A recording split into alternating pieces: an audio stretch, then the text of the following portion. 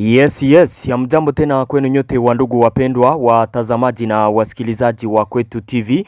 Nyote kwa ujumla mnaoendelea kuwa nasi ndani ya taarifa zetu mbichi za kila siku na kila wakati. Tunawasalimia wale wanaotufuata wakiwa Marekani, Ulaya na Afrika. Salamu zetu ziwafikie kabisa na tunawatakia tena jioni njema ya leo lundi le 12 janvier 2026, tukiwakaribisha kwa mara nyingine ndani ya habari zetu za jioni ya leo. Kama kawaida tumewaletea habari mbichi kuhusu hali ya usalama mashariki mwa nchi ya Kongo, pamoja na taarifa mbalimbali tena tofauti zinazosemekana nchini Kongo. Habari ambazo tumewaletea jioni ya leo, tutawapeleka moja kwa moja kwenye uwanja wa vita mu territoire ya Fizi, ambapo ndege ya kivita ya FARDC isiyokuwa na rubani drone ilizishambulia na kulipua kwa mabomu mapozisio ya M23 huko Minembwe katika eneo la Mukoko. Upande mwingine tutawapeleka mu territoire ya Masisi kwenye kutokana na mapigano makali yanayoendelea kati ya waasi wa M23 na FARDC na wazalendo katika grupema ya Nyamaboko ya kwanza. Wakaji wengi wanaendelea kukimbia makazi yao na maisha yao kuwa magumu huko kwenye wako na kimbilia. Tumewaletea habari mingi tena mbichi. Kama kawaida mnayoifuata ni Kwetu TV, ni channel inayowaletea taarifa za kweli tena zenye uhakika kutoka mashariki mwa nchi ya Kongo. Tunawasihi kusubscribe, yani kujiabone, ili kukuwa nazipata habari zetu zote kwa wakati. Muendelee kuzisambaza habari hizi kwa walio wengi ziwafikie pale mu magrupe ya WhatsApp, muzipartage kabisa, na mukumbuke kucomment na kuzilike habari hizi. Muendelee kujiunga nasi na grupe yetu ya WhatsApp ili kukuwa nazipata habari zetu zote kwa wakati. Namna ya kujiunga nasi na grupe yetu ya WhatsApp ni kugusa hapo kwenye titre pale chini mu description, kuko linki yetu ya WhatsApp. Ujiunge kupitia linki hiyo na bila shaka kabisa utakuwa ukizipata taarifa zetu zote kwa wakati. Habari zetu mbichi za jioni ya leo tutawapeleka moja kwa moja huko mu territoire ya Fizi inayopatikana mu Sud Kivu, donko mu Kivu Kusini, kwenye ndege ya kivita FARDC isiyokuwa na rubani drone iliwashambulia waasi wa AFC M23 kwa mabomu na kulipua eneo zao. Kama ukumbusho, ni tangu juzi ambapo mapigano makali kati ya waasi wa AFC M23 na Twirwaneho na FARDC yanaendelea ndani ya maeneo hayo ya Mukoko. Jana walishinda na wako napigana, na ikafika asubuhi ya leo na hali ni tete kati ya pande mbili. Wanajeshi wa waasi wa Twirwaneho na AFC M23 ambao walikuwa wakiendesha vita hapo walikuwa wakiendelea kuonekana ndani ya vilima karibu na Mukoko. Kutokana sasa na presence ya pande mbili karibu na pale, hali iliendelea kukua tete, wakishambuliana juu chini ndani ya maeneo hayo. Ilipofika saa saa kenda, donko hii jioni ambayo tuko naongea saa kenda, FARDC katumikisha sasa ndege isiyokuwa na rubani drone kwa kushambulia waasi hao wa M23 katika vilima vinavyokuwa hapo Mukoko.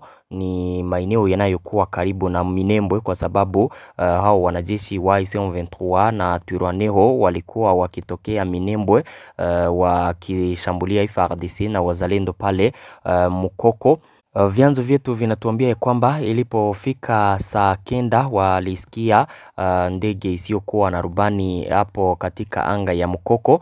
Baada ya quelques minutes, donc baada ya dakika chache, na wameisikia bombardement ikafanyika pale Mukoko. Ndege hiyo isiyokuwa na rubani ilirusha mabomu kwa wingi, ikalipua vilima hivyo ambavyo waasi hao wa M23 walikuwa ndani pamoja na Twirwaneho.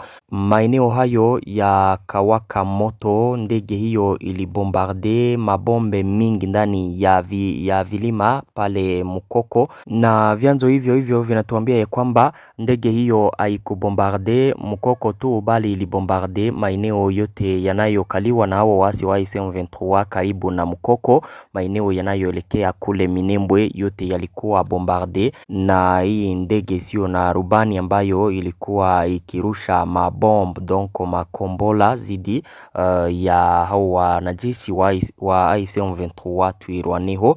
Baada ya masaa machache na ndege hiyo ya rubani imeshambulia nafasi hizo za wasi wa AFC M23. Lawrence Kanyuka, msemaji wa AFC M23, kupitia account yake ya X ancien Twitter, alikuja kulani vikali mabombe hayo ambayo yalifanywa na FARDC, akisema kwamba ni ukiukaji mkubwa wa makubaliano ya usitishaji vita. Katika taarifa yake alisema kwamba mnamo Jumatatu siku ya leo ndege isiyo na rubani ya utawala wa Kinshasa ilifanya mashambulizi ya kiholela na ya jinai huko Minembwe, hasa katika eneo la Mukoko na maeneo yanayoizunguka.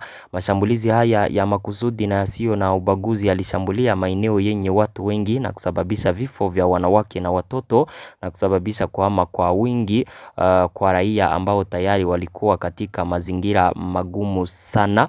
Na akaendelea kusema kwamba wanalaani vikali tena kwa nguvu uchokozi huu wa kinyama dhidi ya raia wa mashariki mwa Kongo, na wanatahadharisha maoni ya umma wa kitaifa na kimataifa kuhusu ukiukaji mkubwa na unaorudiwa wa kusitisha mapigano unaofanywa na vikosi vya utawala wa Kinshasa.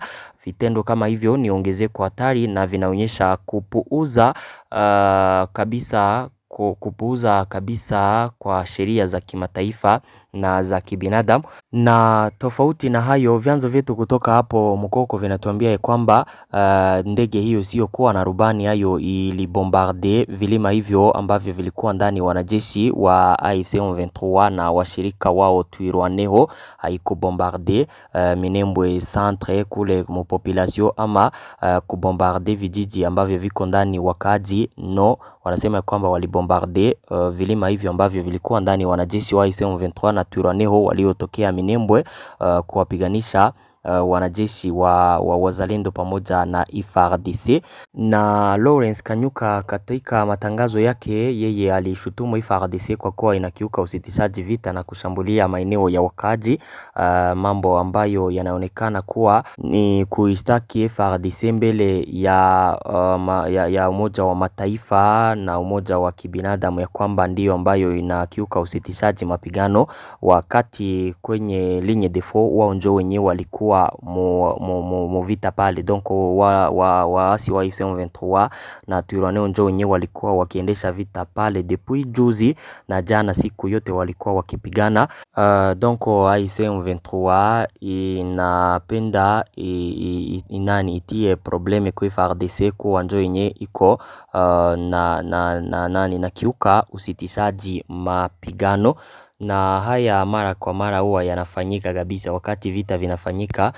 Donc AFC M23 inajua kupigana sana na kupitia media kama idefendre mambo yake, na hayo ndio yenye ilifanya tena siku ya leo kishitumu FARDC na wazalendo. FARDC na wazalendo hawajatangaza chochote kuhusu shutuma hizo. Wakati watakuja kutangaza tutawajuza kama kawaida.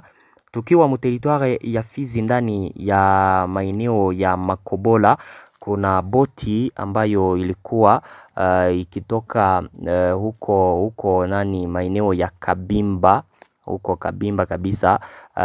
Ile boti ilikuwa ikielekea Makobola ya pili kule maeneo ya Kasekezi.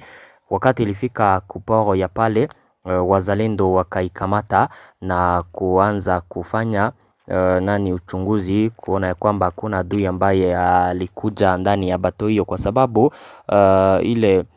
ile njia kabisa, donc ile njia ya maji kutoka maeneo yanayokaliwa na wasi wa AFC M23 kufika maeneo ya wazalendo walikuwa wamefunga traffic ndani ya njia hizo, ndio maana walisimamisha ile bato.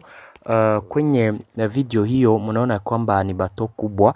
Ile bato ilitokea kule sasa maeneo ya Kabimba. Wakati ilifika pale ikakamatwa na wazalendo. Fuateni hiyo video wakati walikuwa wameikamata.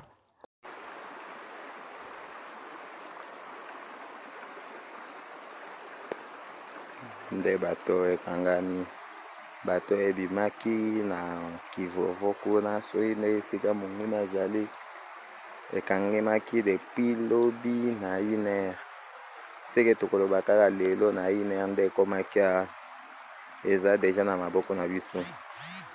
Toyebi te soki bomoni yango ndenge nini. Eza na ba réseau d'enquête tozozela toyoka biloko oyo bakoloba. Bon, toza directement na Makobola nde tozali, Makobola de na Kasekezi. Nde sika to arretaki bato yango TR eza na maboko na biso. Toza ba réseau d'enquête tozela nanu mokolo nango eloko akoloba. Soki objectif ya kobimisa yango kuna eza nini nde tozela yebisa biso. Merci beaucoup. Zani ya kwamba video hiyo kabisa mmeifuata vizuri hapo. Ni wakati walikuwa wamekamata ile bato yenye ilikuwa imetokea kule maeneo ya Kabimba kwenye AFC M23 iko ikielekea Makobola pale mwa maeneo yao, na kama ukumbusho wazalendo walikuwa wamekamata hatua ya kusimamisha bato zote zinazotoka kule maeneo yanayokaliwa na wasi wa AFC M23 kufikia maeneo ambayo wako ndani. Donc walikuwa wamesimamisha traffic ndani ya ziwa Tanganyika kwa maeneo yanayokaliwa na AFC M23 na maeneo yao. Bato zinazotokea kwenye M23 iko azikuwa na ruhusiwa kufika kwenye wazalendo wako.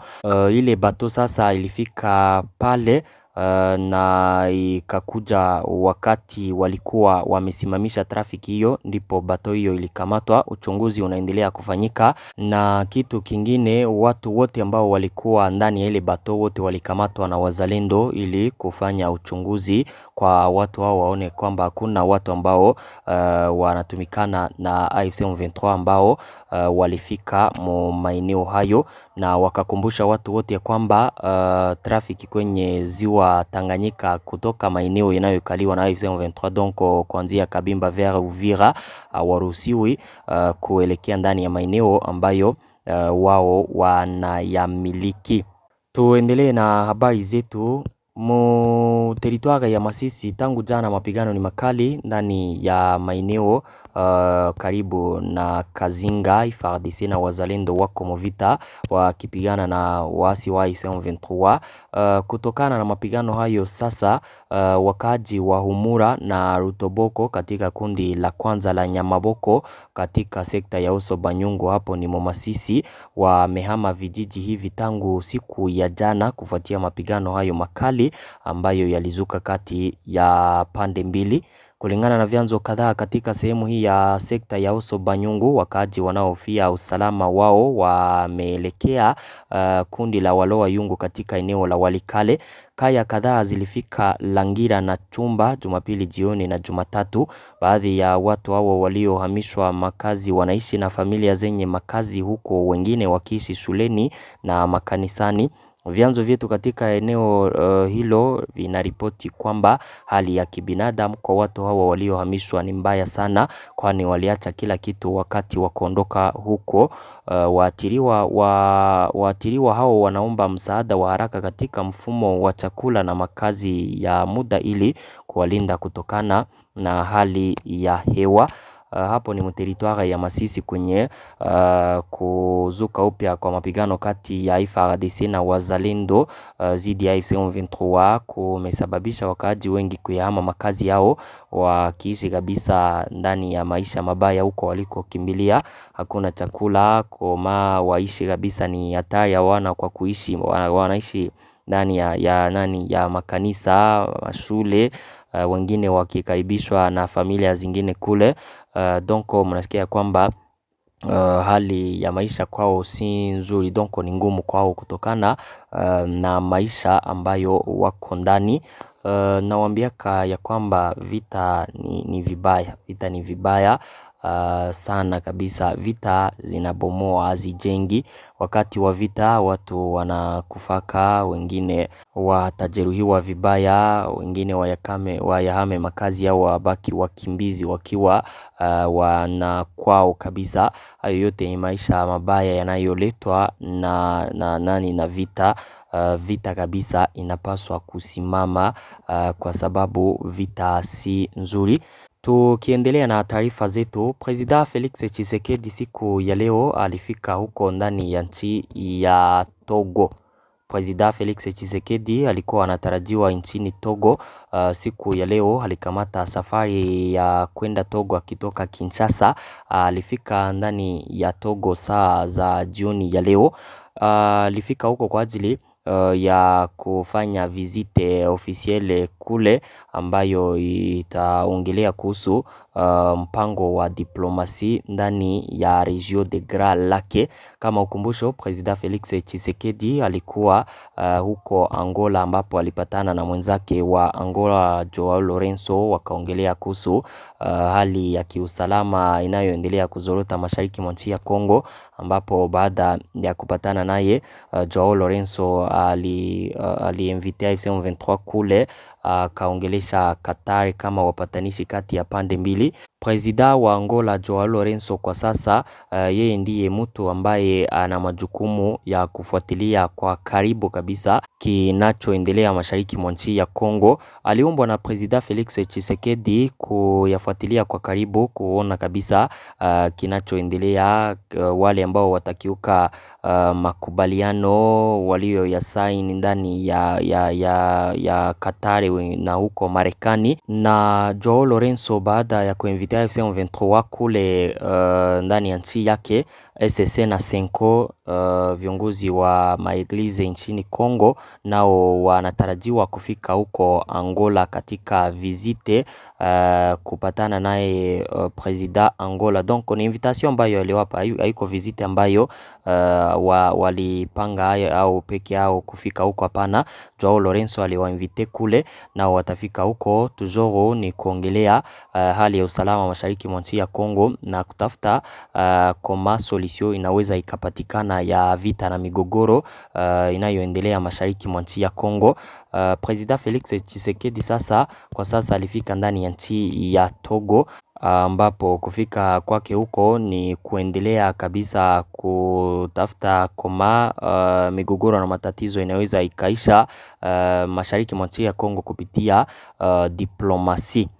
Habari zetu zinaendelea. Kuna taarifa zilizosambaa kwenye mitandao ya kijamii ya kwamba kuko deployement ya wanajeshi wa Tanzania nchini Kongo, pale kwenye ligne de front maeneo ya Makobola na hata Kalemi na territoire ya Uvira. Habari hizo na waambia kwamba ni taarifa ambazo zina ukweli na hakuna uhakika kabisa.